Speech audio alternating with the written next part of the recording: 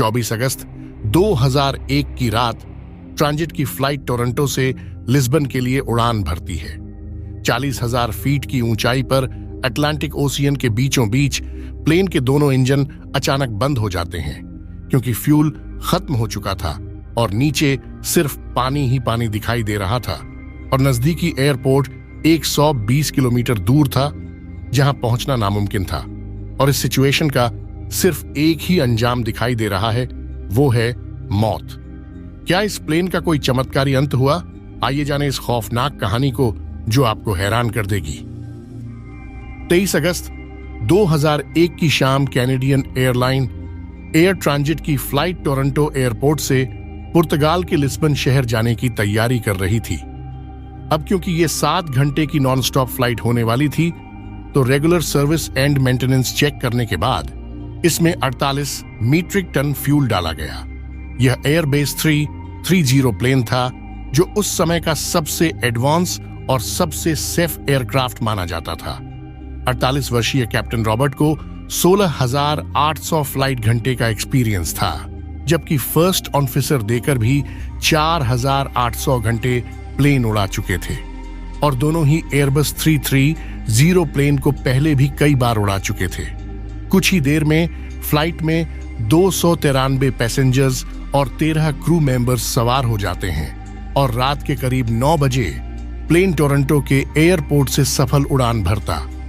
अब पायलट धीरे धीरे लिस्बन ले जाने के लिए अटलांटिक क्वेश्चन की तरफ मोड़ लेते हैं। चंद ही मिनटों में प्लेन अपने क्रूजिंग एल्टीट्यूड 40,000 फीट तक पहुंच जाता है।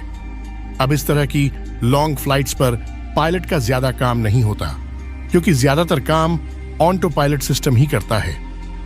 पायलट सिर्फ सिचुएशन मॉनिटर करते हैं और समय समय पर कंट्रोल टावर को अपनी लोकेशन से अपडेट देते रहते हैं। इस प्लेन को उड़ान भरे 4 घंटे गुजर चुके थे। अब तक सब कुछ नॉर्मल चल रहा था और प्लेन में सवार ज्यादातर पैसेंजर्स गहरी नींद में सो चुके थे। कुछ मिनटों में जहाज अटलांटिक ओशन के बीचों बीच पहुंच चुका था।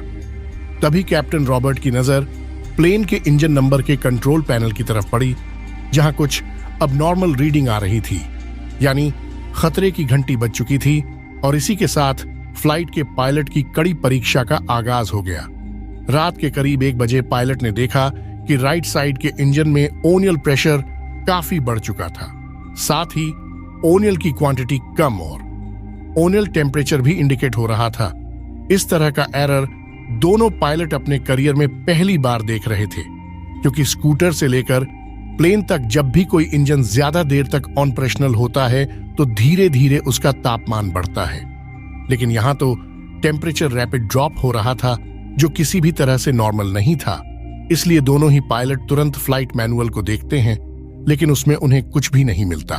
तभी देरी न करते हुए पायलट सीधा कनाडा में स्थित एयर ट्रांजिट के मेंटेनेंस कंट्रोल सेंटर में फोन घुमाते हैं और इस प्रॉब्लम के बारे में बताते हैं, लेकिन जवाब में उन्हें सिर्फ इतना कहा जाता है कि आप एरर को मॉनिटर करते रहे और हमें इस बारे में जैसे ही कुछ पता चलेगा हम आपसे कांटेक्ट करेंगे।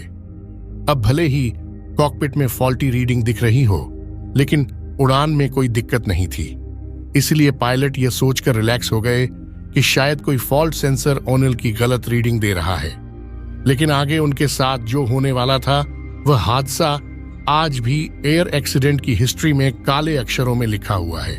खैर, करीब आधा घंटा बीत गया। तभी कॉकपिट की स्क्रीन पर कैप्टन के सामने एक और एडवाइजरी मैसेज डिस्प्ले हुआ, लेकिन यह मैसेज ओनियल से रिलेटेड नहीं बल्कि फ्यूल से रिलेटेड था। दरअसल कमर्शियल एयरलाइंस का फ्यूल उनके विंग्स में इक्वल डिस्ट्रीब्यूटर होता है, लेकिन स्क्रीन में वार्निंग दिखी कि लेफ्ट विंग के मुकाबले राइट विंग में फ्यूल कम है। लेकिन यह परेशानी भी पायलट को ज्यादा बड़ी नहीं लगी, क्योंकि कई बार सिर्फ कुछ लीटर फ्यूल कम ज्यादा होने पर भी ऐसी वार्निंग आ जाती है। तभी क्रॉस फील्ड वाल्व खोलकर फ्यूल को दोनों विंग्स में इक्वली डिस्ट्रीब्यूट कर दिया जाता है। तो इस बार भी पायलट ने कुछ ऐसा ही किया, जिससे दोनों विंग में फ्यूल की क्वांटिटी इक्वल हो चुकी थी।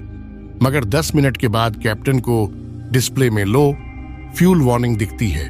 तभी चेक करने पर उन्हें पता चलता है कि राइट विंग में दोबारा से फ्यूल कम हो गया है और अब दोनों विंग को मिलाकर भी इतना फ्यूल नहीं है जिससे लिस्बन पहुंचा जा सके। इस वक्त प्लेन में सिर्फ 7 टन फ्यूल बचा था, जो प्लेन की कुल कैपेसिटी का सिर्फ 6% था, और यह भी तेजी से कम हो रहा था।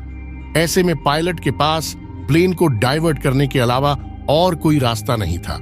तभी उन्होंने अपने सबसे करीबी आइलैंड में मौजूद लीज एयरपोर्ट पर लैंड करने का डिसीजन लिया और तुरंत ही वहां के ट्रैफिक कंट्रोल से कांटेक्ट करके पूरी बात बताई।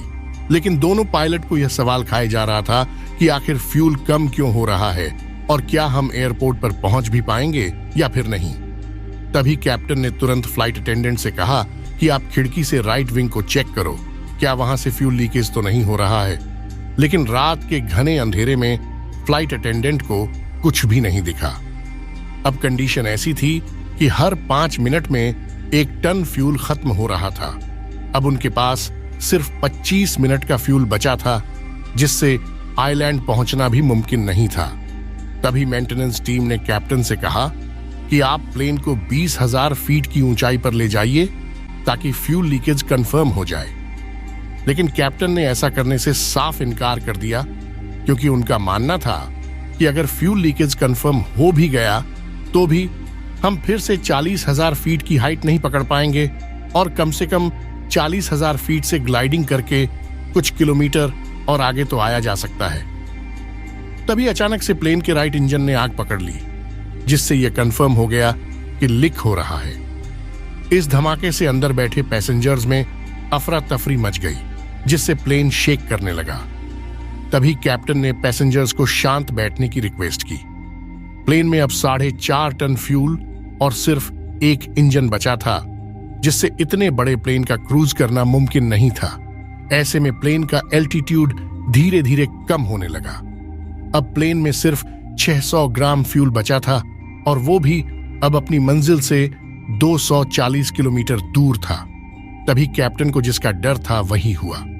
प्लेन का लेफ्ट इंजन भी अपने फुल थ्रस्ट पर चलने की वजह से जल गया और अब फ्लाइट बगैर किसी इंजन के अटलांटिक ओशन के ऊपर ग्लाइड करने लगा। साथ ही प्लेन का पावर सिस्टम भी ठप पड़ गया, जिससे पूरे केबिन में अंधेरा छा गया।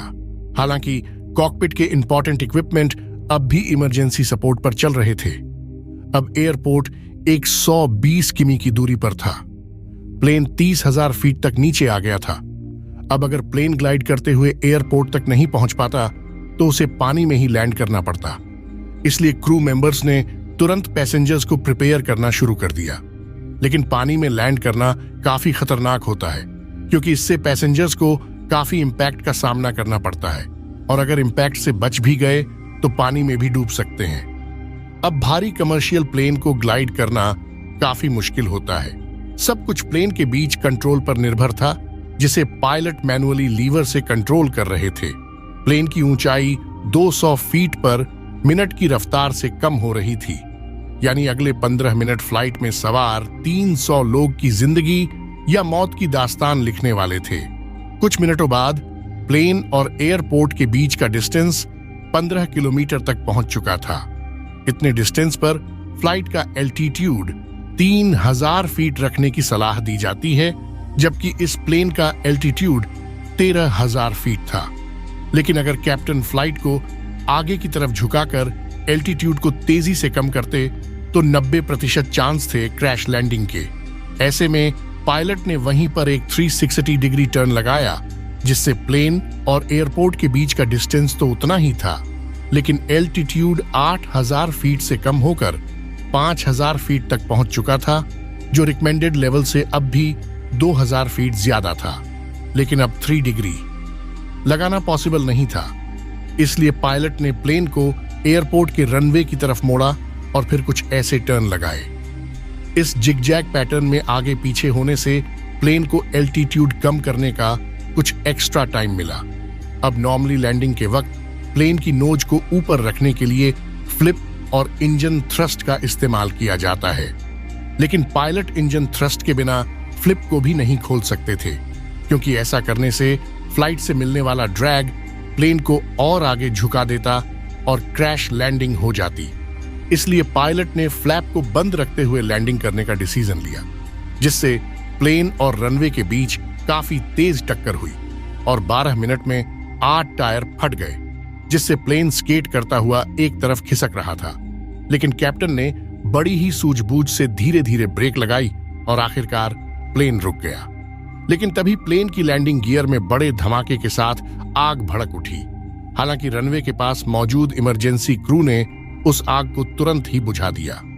इस तरह एयर ट्रांजिट फ्लाइट 223 के जाबाज पायलट ने 306 मुसाफिरों की जान बचाई और आज तक ये इतिहास का ऐसा इकलौता